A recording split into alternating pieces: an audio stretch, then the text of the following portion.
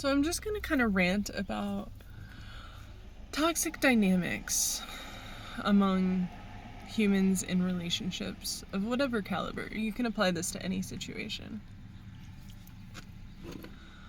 So my perspective on it, as a spiritualist and someone who chooses to do the work, take this a little more, as someone who chooses to do the work, toxicity is something, it's an energy, and it's something that grows. It festers, right? If you look at World of Warcraft, there's the Fel. It's like there was evil and then it spread. And then the Fel spread throughout the game. There's this, it's pernicious evil. So, it is my opinion and my experience that toxicity is something that grows when someone in a union is unwilling to look at their stuff and learn from it and grow. When someone is unwilling to look past their perception. It's something that happens with resistance. And it's my opinion that it exists to corrode the container that it's in. It's like toxic sludge. It's corroding the metal slowly over time so that it can get out. Not so that it can spread its toxicity everywhere, but so that you see that, oh shit, there's a hole in my container. I need a new container. I need a new perspective. It's time for me to change how I'm looking at things. It's time for me to adjust and grow. You get toxic people when they make a decision to not grow. You get toxic people when they decide to ignore the work that is being handed to them by their life. Toxicity isn't something that someone is. It's something that happens via neglect. It's something that happens via, no, I'm not going to do that. And like, not out of a sense of balance, but out of a sense of Machiavellianism.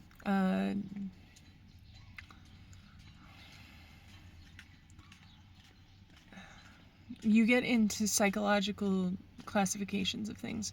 So you start looking at narcissists, which everyone is a narcissist to some extent, right? Like, we were all babies that had to make sure that our needs were met. We all had to cry to make sure our moms knew to feed us, or our caretakers. You get into psychopaths and sociopaths. That's where you really start getting into some scary stuff, right? Like, that's where it starts to be like, how does this person show up? Is this safe? And it's interesting. I find that a lot of those traits usually follow intelligence and trauma. You know, when you learn that the system is going to meet your needs without you doing anything, there is a decision that some people make to not make improvements upon themselves. There's some people that think, oh, it's been so easy, life's a cakewalk. I'm just gonna complain until someone does this for me. And I've been there. Like, there are things where I definitely have been toxic. But like, I think that's part, especially if you're 20s, this is just my opinion. I guess there are people in their 60s learning this, but I learned it in my 20s. We have a decision whether we want to pick up the baton and finish that race and like go on to cooler, more interesting races with like larger groups of people, or, you know, somewhere across the world. Like, we have the opportunity to move out of a cycle that we find that toxicity in, and it's up to the individual to decide if they want to make that happen or not. I think someone can be toxic and grow out of it. I think people can have toxic behaviors come out at times because they're unaware. I think that it's easy to want to put people in a box, but in reality, it's about, do these people care enough to try to improve? Do these people align with my values? Is this the kind of thing that I want to be involved in? Do I want to invest into this? Do these people make me feel safe and loved?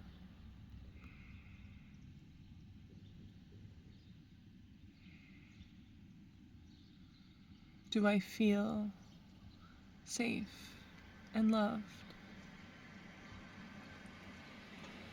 And then you can turn that work, well, I guess simultaneously, you turn that work into yourself.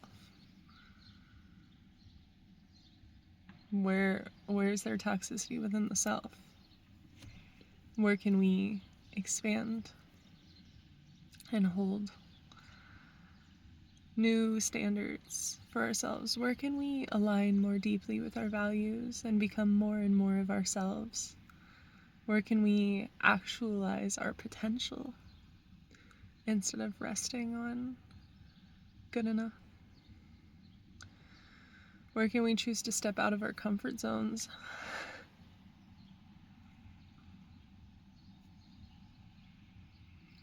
Where can we choose to lean into trust? Where can we forgive ourselves?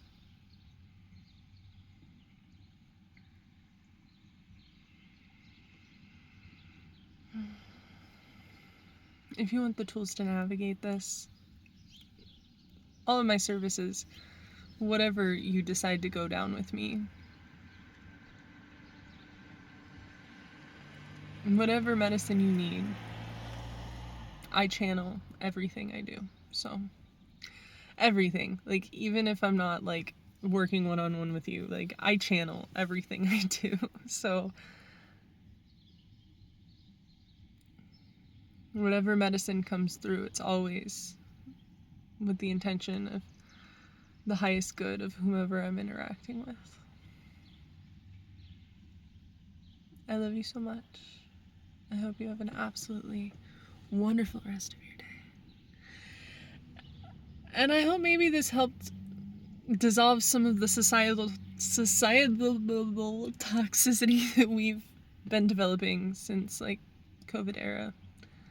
Since the internet, for reals. Since war, since civilization, you know. But when we try to put people in a box, what's it gonna do? Anyway, I love you so much. Have a beautiful rest of your day. Bye!